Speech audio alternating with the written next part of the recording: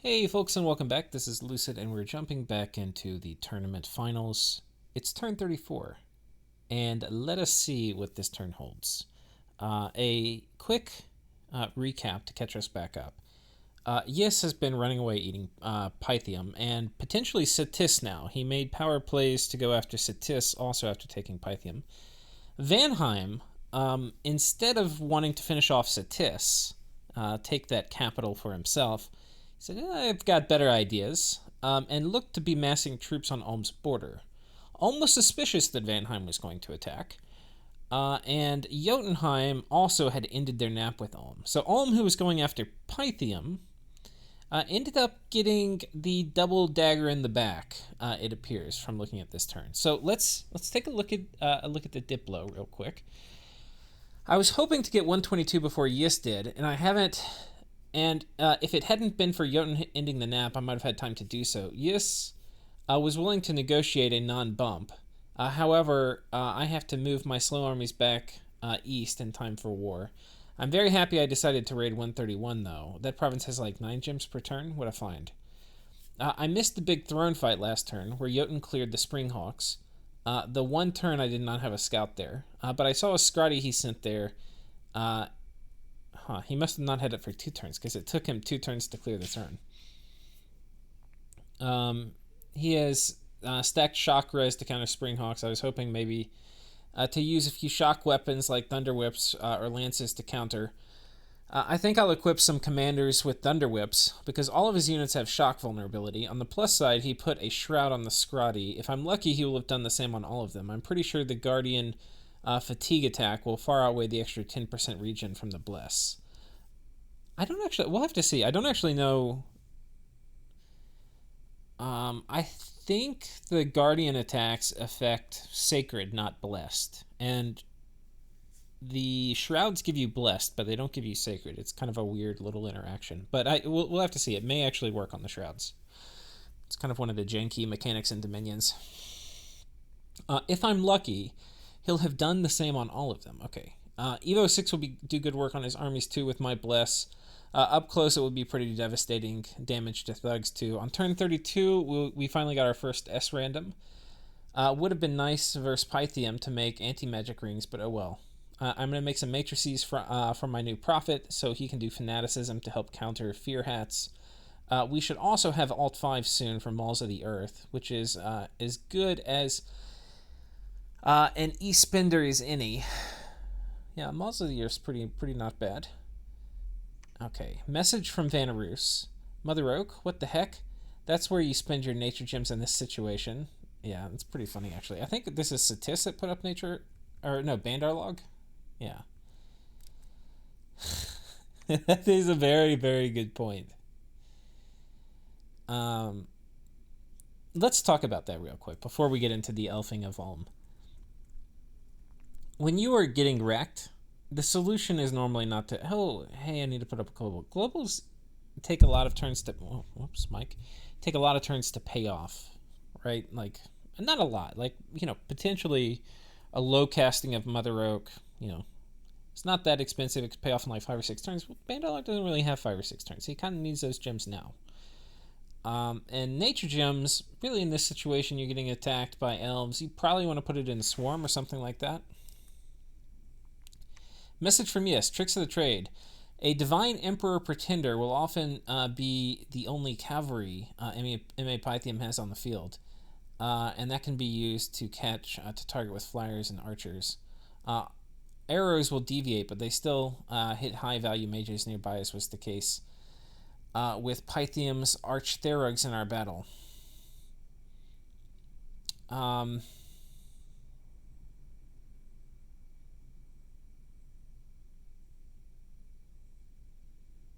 Okay, so he's talking about some stuff with Satis stuff. So there's actually some things that I missed in the battle for Pythium. Was pointed out, I think, on my Discord channel. But anyway, one of the things was that the idea, apparently, in the Pythium battle was to have fluffed up communion slaves sitting around all of the Pythium communion masters, and then maybe the Morvarks wouldn't get through that. seems like a not terribly fantastic idea to me. I mean, I've seen very, very, very strong communion slaves, but Morvarks also chop things up pretty good. Might have been possible, but obviously we can see it didn't even come remotely close to working. Yeah. So anyway, that might have been one of the things I'll miss, or that I'm. It's definitely one of the things I missed. But I think if it worked a little bit better, I might have investigated to figure out, oh, what is he trying to do here? But it worked so abysmally that, yeah. Anyway.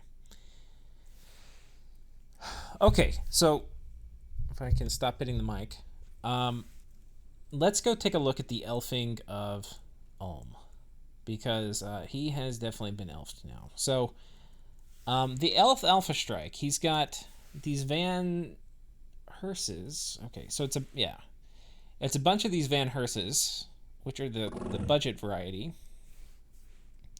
with some Vans, which are the sacred Cav, and they're going to make pretty quick work of these guys. Though actually they get kind of wrecked a little bit. I'm not exactly sure. Let's watch how this happens.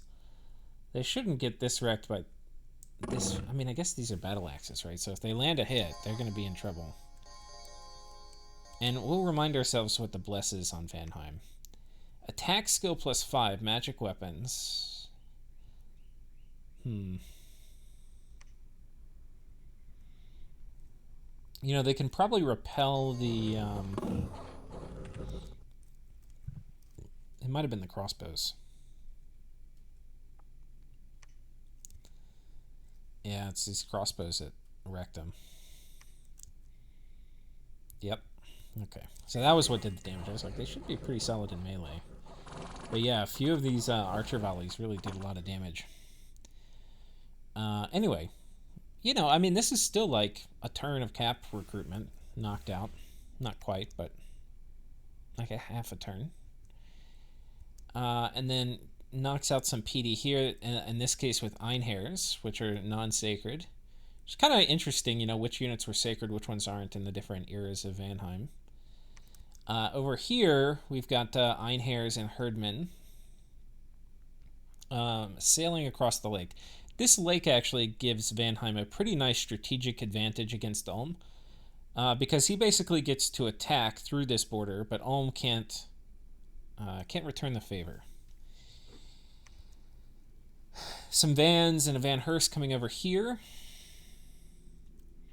This is enough Vans. I'm not sure they're all blessed. In fact, I'm pretty confident saying they're not all blessed.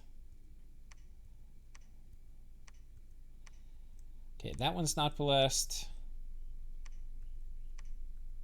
That one's not blessed. That one's not blessed. So he got about 2/3 coverage, which is not great. It's just not great. I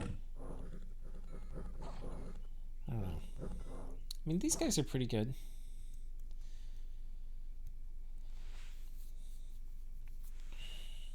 Okay. So yeah, that's about it. That's not terribly frightening. He took this. He sent a Van Jarl in. So this is the first true thug we've really seen. And he's got Pepeg gear, a Mace of Eruption, and a Burning Pearl. Just the most random stuff I've ever seen.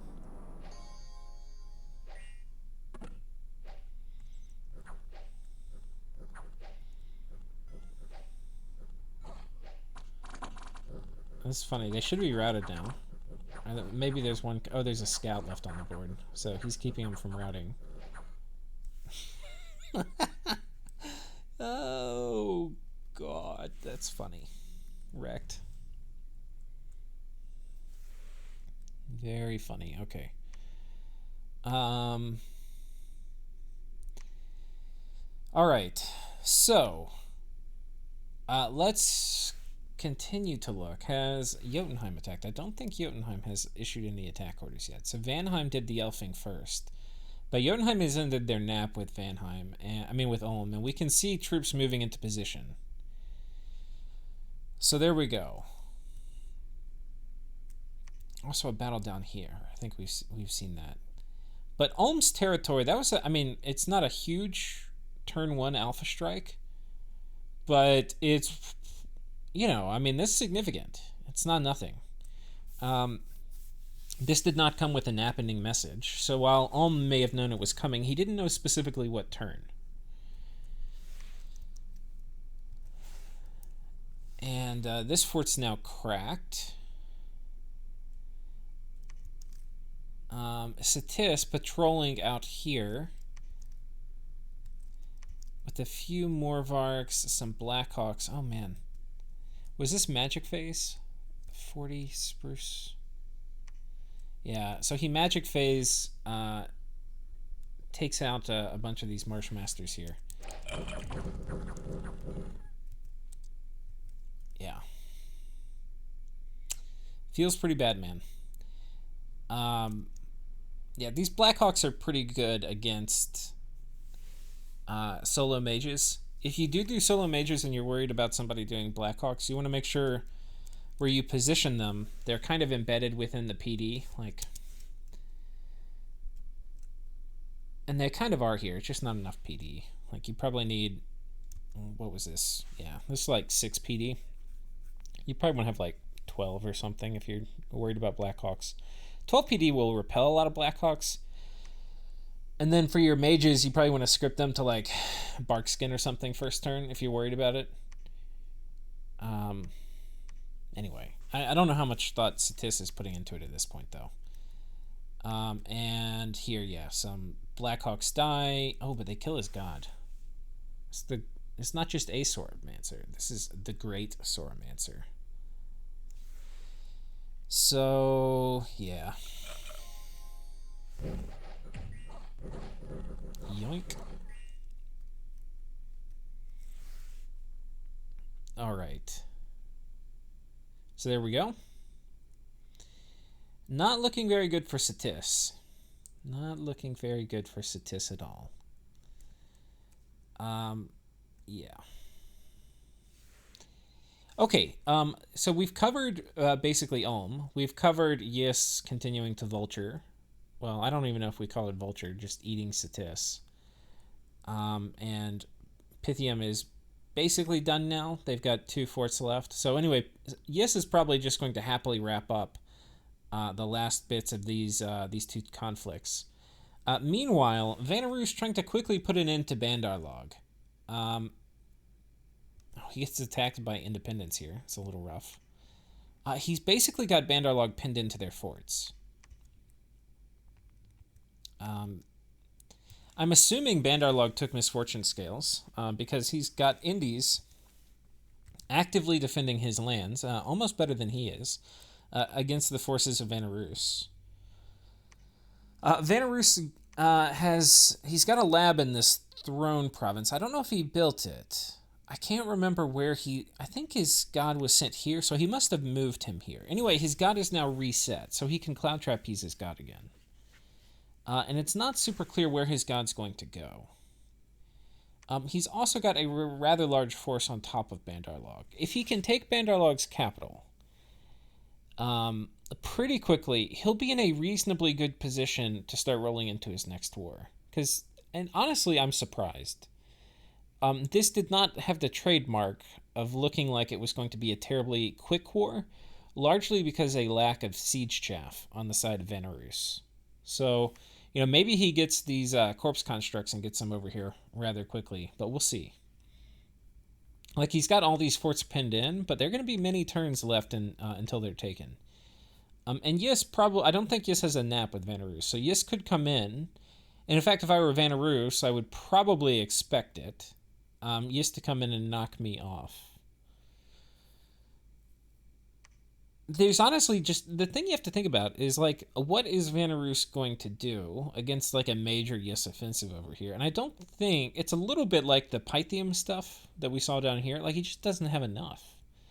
Like, I don't know where all of his stuff is. But there's just not a lot of stuff.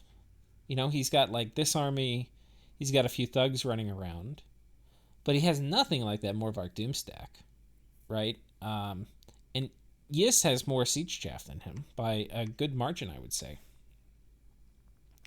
But we'll see. It's definitely an option that Yis comes in here and just kicks him off one of these forts. Okay. Anyway, but at least he's making a quicker than I thought conclusion to this war with Bandar Log. But everything can certainly go south, because whatever Mage Core Bandar Log may have, which doesn't seem to be much, is probably going to be inside that capital. So we'll see what... We haven't really seen mages of Bandar Log do anything yet, so we'll get to see what that is in a minute. And I think that is going to be it for that war. And I think we've about covered the turn. The only thing I want to look at now is End. Let's see what End is up to. End looks like they're up to not terribly much.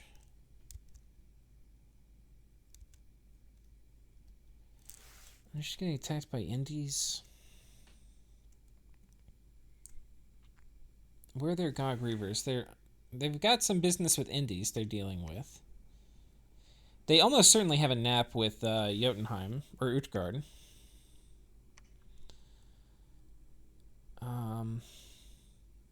It's Jotunheim. Yeah, I'm not sure. I think this is maybe a critical moment.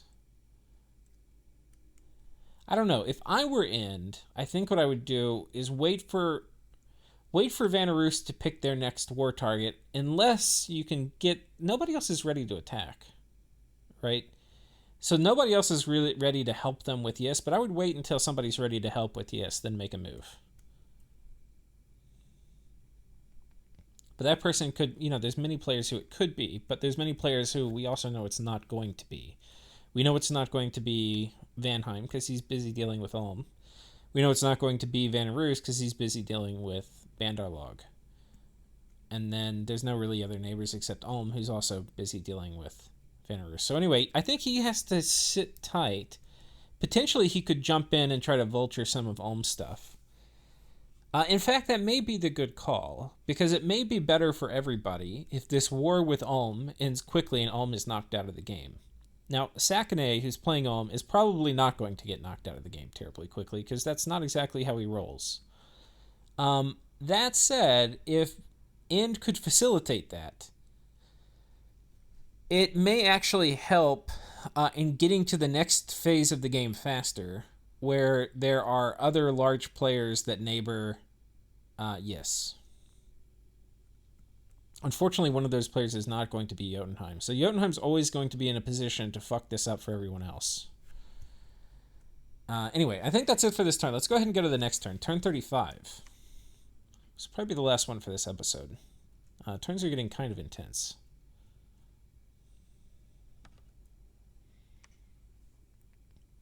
A message from Ulm. Okay, I know things look bad, but Vanheim's Alpha Strike, har har, seems a bit weak.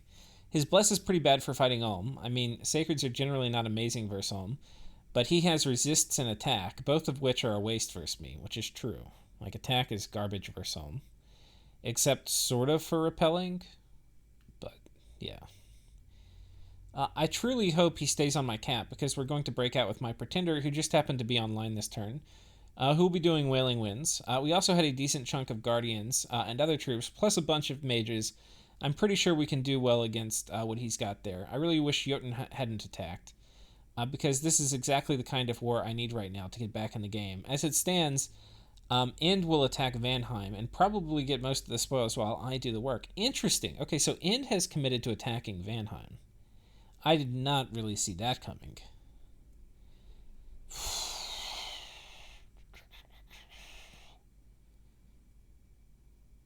Okay. Next turn, Jotun attacks. I'm not patrolling this turn because I need one more turn for my Guardians to get back from Pythium. In the meantime, I've set up 2 Earthquake traps in provinces he's most likely to attack. Not that that will hurt Giants much, but it might injure some Gaijas and kill some Betty support units. Okay, we'll see if that works. Okay. We'll look at the Magic Phase attack. Van Jarl coming through. What the fuck? How is he getting all of it? What is he doing with all of this fire gear? And why is it turn 35 and he's got construction 2 items? This doesn't make any sense to me. This is the most strange thing I've ever seen. Apparently he has decided that Maces of Eruption are very good items. For those of you who don't know, Maces of Eruption, they have an 8 AP AoE 1 thing, but they're 10 gems apiece. So this is 25 gems on this thug. AK not cheap. I mean, it's a decent item, but it's expensive. And I don't know. And the AP isn't great against super high protection. I mean, like 8, if you're over 20 protection, which a lot of Ulm's units are, this is going to be real chip damage. Not a huge fan. Okay. A message from Yes. Once an army routes, the other won't route to hit point loss. Oh, okay. Yeah, okay. Anyway, to explain this, so if 2 armies route, well, so if one army routes first and then the other army routes, like to a term timer or something, then your guy also will not route. I probably didn't do a good job explaining that, but like, imagine the armies of, and we didn't exactly watch the details on this battle, but imagine the armies of Saramati are routed, except there's one guy sitting around behind, and that guy takes it kind of close to the turn timer. Like and when you get to the turn timer, the attackers will retreat first, but they won't actually retreat at the first turn timer trigger, because the armies of the other side have already retreated. And this can apply to some other weird situations where you have like a battlefield wipe up or something, where if you trigger the other army to route first, even if your army's kind of getting crushed and won't route. Okay, and he has something about white mages. So anyway, that's that. Let's take a look at the elfing of Ulm. So, okay, here we go. So Ulm, who had taken a bunch of stuff from Pythium, seems to be losing almost all of it. Van Jarl comes in. Was this the magic phase we saw? Indeed. Here he sends a van with a few scouts. Ulm actually had this was a province that repelled... Oh gosh, what did it repel? I think it was a Van Jarl thug that got sent here the turn before. And so what the Van Jarl with 15 gems of gear couldn't do, a Van Hers and 7 vans manages to accomplish. More vans coming through over here. And Ulm losing ground on this front. Now, Ulm was hoping to have a battle on top of his cap with his god who has come out. And this is the first time we've really seen Ulm's god, and it is the Allfather. Which it just sent a chill down my back. I've never seen the Allfather in a game. But he's pretty cool. A little vulnerable to magic duel. Astral Force kind of low, so you have to be careful about using him. Especially in a nation like Ulm, where you don't have a ton of astral mages. A bit risky. But, you know, I think he can do Twiceborn and then not worry so much about the first life. He's lost an eye, but otherwise has pretty good stats. I think the chassis is a little overpriced. Like, it's one of the most expensive chassis, but it's really nice. It's got stealthy and glamour, so it's really hard to see where it is. Hard to catch it with magic phase things, and it's not so vulnerable to magic duel that you feel like you can't use it at all. You just can't use it in obvious ways.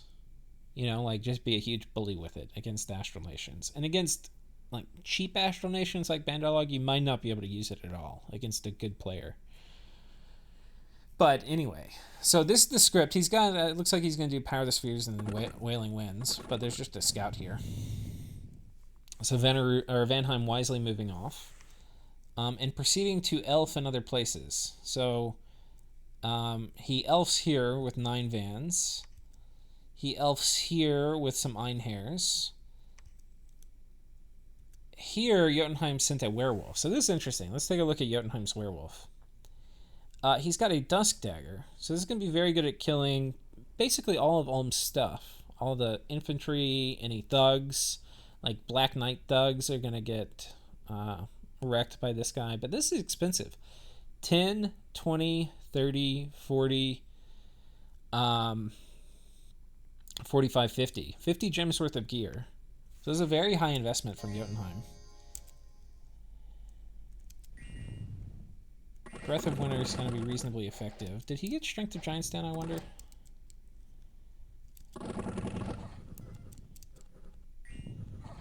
This is the problem I find with, God, I've played Late Age of Garth. Oh man, he got so close to killing him.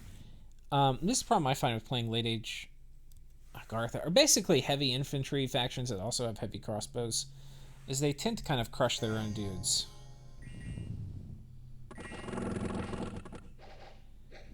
You know, I think if he just cast Strength of Giants here, he would have killed him.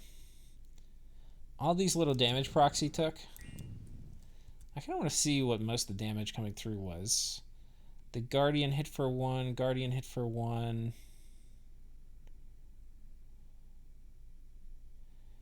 I think these were crossbow shots. So it looks like it's a nice mix. Yeah. Oh, wait, no. Huh. I'm not sure what these damage rolls are here. But we can see Guardian, Sapper, Guardian. Yeah, you know, I'm not really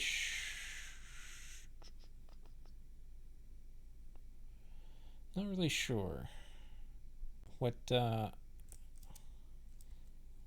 it could be like the Iron Blizzards or Iron Darts or whatever. But there's a lot of friendly fire on the side of Ulm.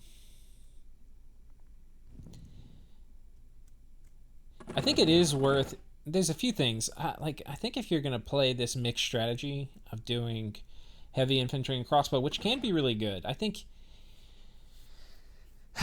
God. I mean, first of all, these crossbows mess them up. Let's take a look at this battle again from scratch. I think this is an interesting battle, and how Ulm manages to deal with Scrotty is going to have a lot to do with how well this war goes for him. Okay. So first of all, I think you want these guys forward positioned right here. Some of these guys are kind of forward. I don't know if they're all... We can probably tell. Let me see. Box. I think this is the box here. So I don't think these guys are fully forward positioned. Maybe they are. I don't know. I think you want your crossbows, especially if you're worried about Scrotty popping up, which I think this army would have been worried about. You want your Scrotty forward positioned, and I don't think you want these guys... Let's see if he's on hold and attack. Okay, he is. Iron Blizzard.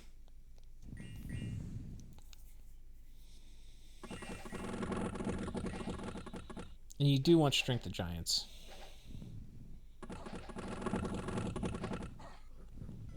Yeah. Okay, so anyway, on with the timing. So it's a bit tricky for Ulm to get... I don't know if he has any air randoms here.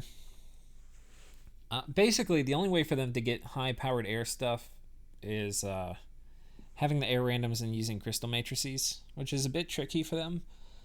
But, man, it can make a big difference. If you're dropping Aerofend and... I mean, just Aerofend is going to make where you're not really worried about all this friendly fire. And then also Wind Guide. And Wind Guide's going to come online earlier than Aerofend. But it's going to increase the damage of your crossbowmen, but also reduce the friendly fire.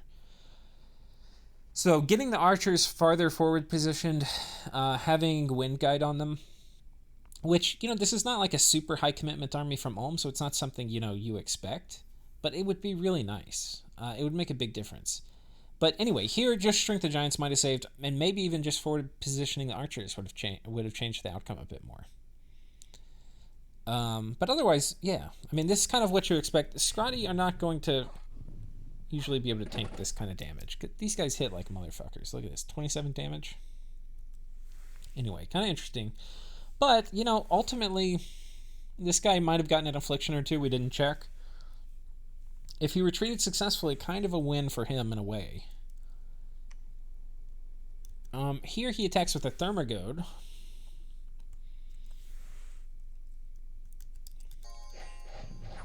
Okay, Liquid Body, Stygian Skin. Pretty good against light PD. And then here he attacks with the main army. I think this is where Ulm had his Earthquake Trap set up, so let's see.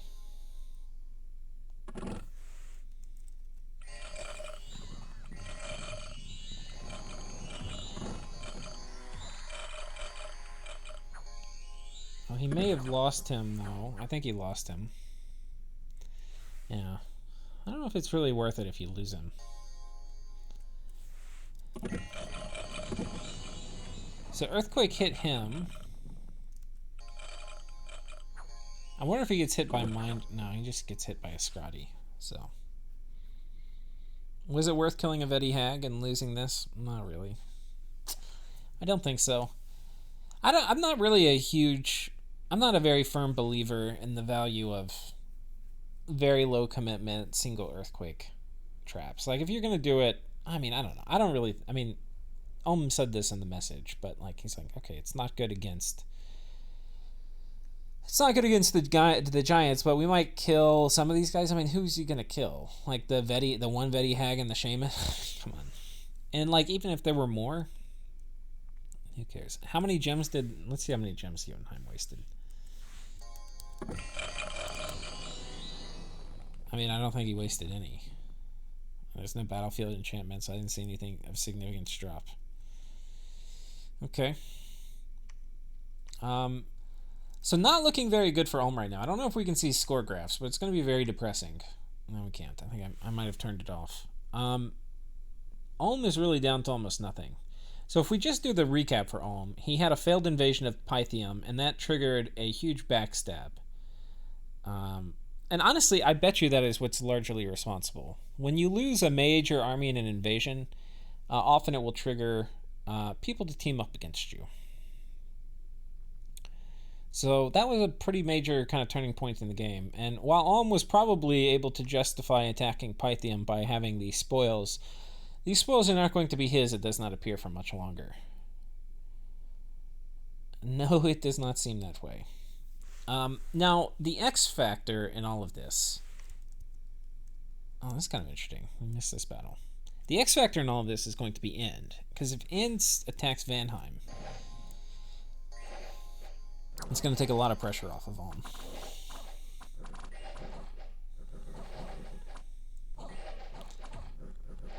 But see, the person they probably should attack, if they're going to attack anyone, is Jotunheim.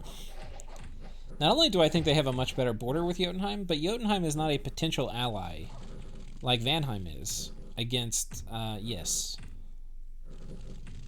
So I feel like that might be kind of the wrong target. Anyway, they get wrecked here. These flails just do so much work. Beautiful. Let's see what the script... I think he just did Legions of Steel, Strength of Giants. We'll see. It's kind of like the Ulm script. Earth Power, Strength of Giants. God, these guys hurt so much with Strength of Giants on them. Look at that. Two attacks per turn at 21 damage. That's a lot of damage. These guys get absolutely mulched. It's good against elves, too, because I think you get twice the harass. But, oh my god, look at all of this. It's just brutal. Whatever Ulm said about the Alpha Strike not being sufficient, he's down to very few provinces. Very, very few. I don't think he has lost a major army yet, except to Vanheim. But he is woefully insufficiently prepared to deal with... Oh, God, all of the elf forces coming against him. Okay, so let's take a look at this claim that End may be going after Vanheim. Well, now they have a border. This doesn't seem... I think End's lying to him. I mean, maybe not. These guys appear to be moving in this direction. There's just not a lot over here. Like, this is not an anti-Vanheim size force. Like, this is a fair amount. This does not make sense to me, guys. I'm just going to put this out there. Like before, if you consider that this area right here, like all of this stuff was Ulm, The only avenue through which Ind has to attack is up here. And they are attacking a potential ally against against Yis. And furthermore, there's not a lot of armies over here. I think Ind has lied to Ulm. That is my guess. Lied or bent the truth. I don't see any evidence of a committed attack from Ind, and it just doesn't make sense that there would be. I mean, they're already extended so far in this direction. You know, it just makes them like a long pencil, which is a pretty inefficient geography. It means you're going to have a lot of potentially very angry neighbors, and your lands are relatively harder to defend. We'll see, though. It's certainly possible. They've got some guys. I don't think it's enough. But we'll find out. And there's no potential thrones to really gain. I mean, they would have to just go... I mean, they could make it a play for Vanheim's capital, but... yeesh. If they're going to backstab the attacking of Ulm, I think the place to do it is against Jotunheim. But that's assuming that they have enough anti-Jotunheim tech, and I think they have a lot. Like, I don't think Scrotty can thug against Grog Reavers. Definitely not Grog Reavers with, like, strength buffs on them.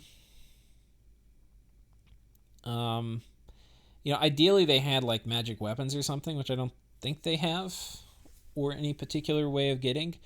But the other thing is, like, Scrotty have terrible magic resistance, and Ind is an astral nation. So I think Scrotty are basically eliminated as threats. The Gog Reavers, especially with any kind of buffs, are going to tear apart all of the Jotun troops. I think it's actually a pretty good matchup. So I don't know. I think, honestly, like, Ind's pretty big. They could potentially vulture some of the Ulm stuff instead of pretending to help.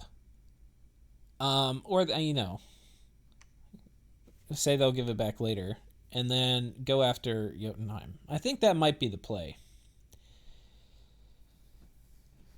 Though, anything they do, they're potentially... everybody on the coast is open to being Yis's next target. So that's always kind of just subtext in the background. But yeah, okay. Ulm down to almost nothing. Not looking good. But he has his god. His god can magic phase attack. Which means his god can probably pick off one very scary group at a time. And like, I would probably go after this one just because it's a pretty big land force. And then I don't think these Einhairs can sneak, so you don't have to worry about them stealthing out.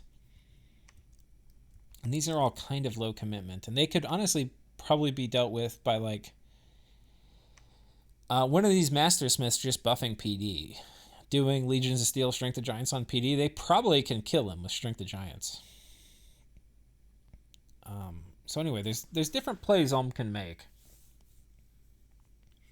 But he's also got this stack to worry about. Now, his fort isn't cracked yet. We'll see. Pretty exciting war, though. And I think we're probably going to have to end it pretty close to here.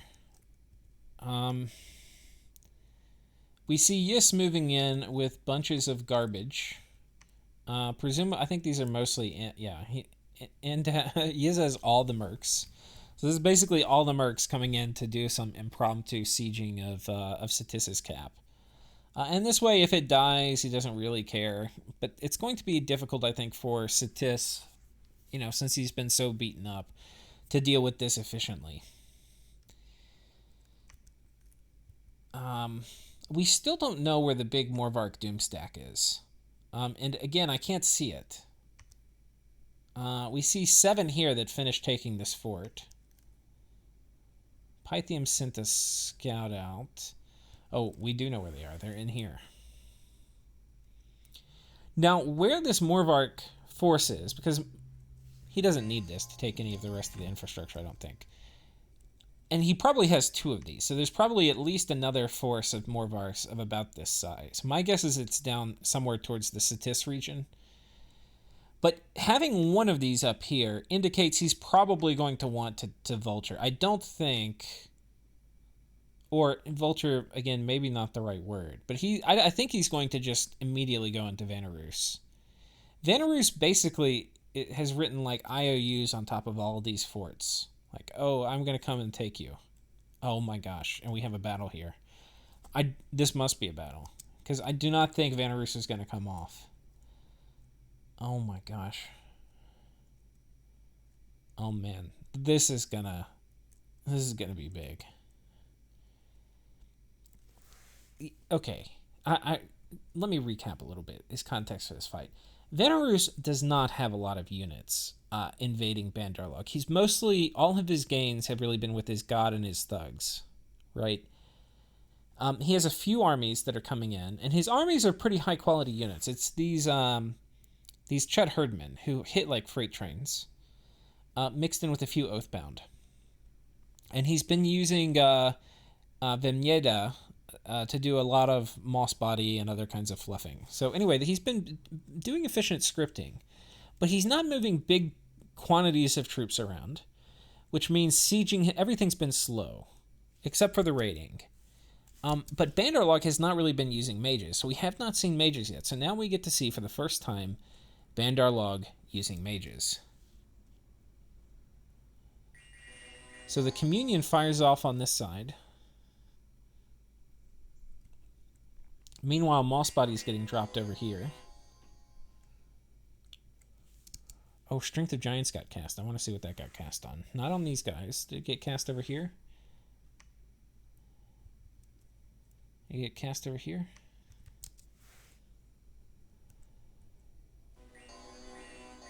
Okay, there we go. 2 Strength of Giants off on these guys. I think you probably wanted to get it off on Tigers too. Okay, and these guys are dropping out Mind Burns. Oh no.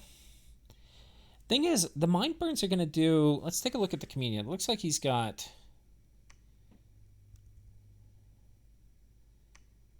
Okay, 6 slaves and probably about 6 masters. Not more than 6. So it's not a very hot Communion. But just having 6 Mind Burns a turn is a lot. No, I mean, it's not numerically a super high amount.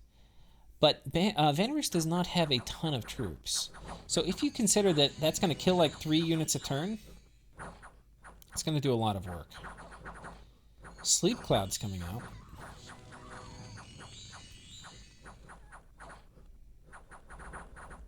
Tiger Rider's getting dismounted here. Oh man, these Sleep Clouds are doing so much work. Holy shit. It's these Venegas in the back.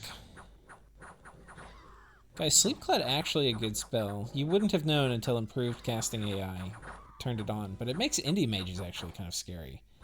This actually is way closer than I thought it would be. I thought, honestly, Vanarus would get more mulched, but I think Moss Body's doing a lot of work, and the Sleep Clouds did a lot of work. But honestly, it's the Mind Burn Communion in the back, just tearing through stuff. And Mind Burn, by the way, is not a very high-level spell. Like, if it were Soul Slay, this probably would be over by now. But while Vanarus' stuff is pretty difficult to kill by the front line, especially when all of it's asleep. Oh my gosh. Yeah, the Mind Burns he cannot stop, and that's what won the battle for Bandarlog. Oh my gosh.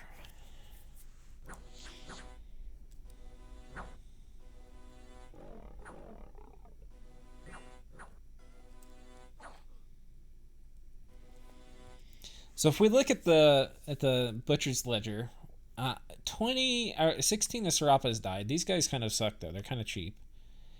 11 Tiger Riders, which is not very much, but it's a lot for Bandarlog because he's down to not very much. Oh, and then losing all this. Okay. What this says is going to happen is pretty okay, we know what's going to happen. There is now, in my mind, 100% certainty that Vanarus is going to attack, that Ys is going to attack into Vanarus. It's already likely when we saw that he kept all the Morvarks up here, because they're not here for Pythium. There's not much. Like, he can take these forts with a few Morvarks. He's keeping this stack up here to potentially plow into all of this. And there's not, like, this is, sure, there's a lot of Vanarus territory over here, but there is not a lot of Vanarus military. This area has basically been depopulated of military. I think that's an important way to look at the game. Like, where is there a lot of military density per land, and where is there a lot of land density, and then where's the opposite? Where is there basically a bunch of land but no military?